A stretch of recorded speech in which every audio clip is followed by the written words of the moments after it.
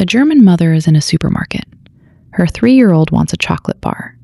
She says no. The child freezes. You brace yourself. But the meltdown never comes.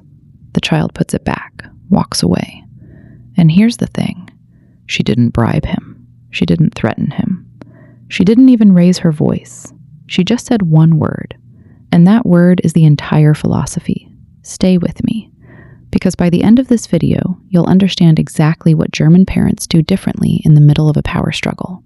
And you'll have 3 tools you can use before bedtime tonight. Now, before we get into the method, let's talk about what a power struggle actually is.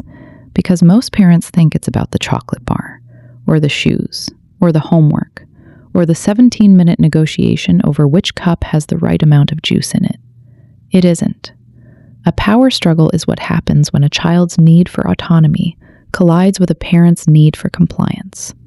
And here's the uncomfortable truth nobody says out loud. In that collision, most parents are not actually parenting their child. They are managing their own need to win. The desperation to have your child just listen, just this once, isn't really about the chocolate bar either. It's about control. And the moment you see that clearly, the German method starts to make perfect sense. So, the science first.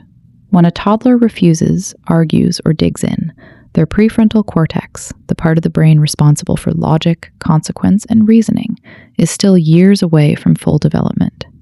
Dr. Alison Gopnik, developmental psychologist at UC Berkeley, describes the toddler brain as having a powerful accelerator and almost no brakes. The drive for autonomy is neurologically enormous. The capacity for compliance is neurologically tiny. You are not dealing with a defiant child. You are dealing with a brain that is wired to push. Every time you push back with equal force, louder voice, firmer threat, longer lecture, you trigger what researchers call reactance, the psychological immune response to perceived loss of freedom. The child doesn't hear your logic. Their brain hears one thing: my autonomy is under attack, and it fights back harder. This is why the standard Western approach, consequences, countdowns, reward charts, works sometimes and collapses completely other times. It treats the behavior. It doesn't touch the need underneath it. German parenting does something different, and it starts with one word: Eigensinn. Eigensinn is an old German word with no direct English translation. Eigen means own. Sinn means sense or meaning. Literally, one's own sense of things, one's own inner direction. In English, we sometimes translate it as stubbornness, and we treat stubbornness as a problem to be corrected. German culture does the opposite. Eigensinn is not a flaw. It is a force. It is the seed of self-determination, of integrity, of a person who knows their own mind. German parents don't try to break it. They learn to work with it. Because here's what the research shows. Children whose autonomy is consistently respected in early childhood develop stronger self-regulation, higher frustration tolerance, and significantly lower rates of defiant behavior in adolescence. The very thing most Western parents are fighting against in the toddler years is the thing that, handled correctly, produces the emotionally resilient adult they're hoping for. The German method doesn't eliminate Eigensinn, it channels it. Now here's the uncomfortable part. Most power struggles don't start with the child, they start with the parent. A rushed morning, a parent who needs the child to cooperate right now. A nervous system already running at capacity before the shoes even become an issue.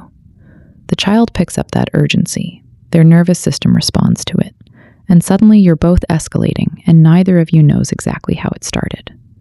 German parenting has a phrase for this: Ruhe bewahren, keep your calm. Not perform calm, not fake calm, but genuinely refuse to let your internal weather become the child's emergency. Because a dysregulated parent cannot regulate a dysregulated child. That part isn't German, that's neuroscience. But German culture has built it into its parenting instincts for generations. Here are 3 tools. No program, no app, no certification required. Tool 1. Name the Eigensinn, don't fight it. When your child refuses, before you respond, say out loud what you see. You really want to choose that yourself. Not sarcastically, genuinely. You are not agreeing. You are acknowledging the force behind the behavior. Research from the Max Planck Institute shows that children who feel their autonomy is seen, even in a moment of refusal, de-escalate up to 40% faster than children who are immediately corrected. Tool 2. Offer direction, not a choice between yes and no. German parents rarely ask, "Will you put your shoes on?" They say, "Do you want to put the left shoe on first or the right shoe?" The Eigensinn gets a legitimate outlet. The parent gets the shoes on. Nobody loses. This is not manipulation. This is understanding how a developing brain actually works and working with it instead of against it. Tool 3. Ruhe bewahren, before you speak. The next time a power struggle begins, before you say anything, take one slow breath. Lower your body to their level and ask yourself one question. Am I reacting to my child right now, or am I reacting to my own discomfort? That 2-second pause is not weakness. It is the entire practice. Here's what I want you to leave with today. Your child's stubbornness is not the enemy. It is a signal.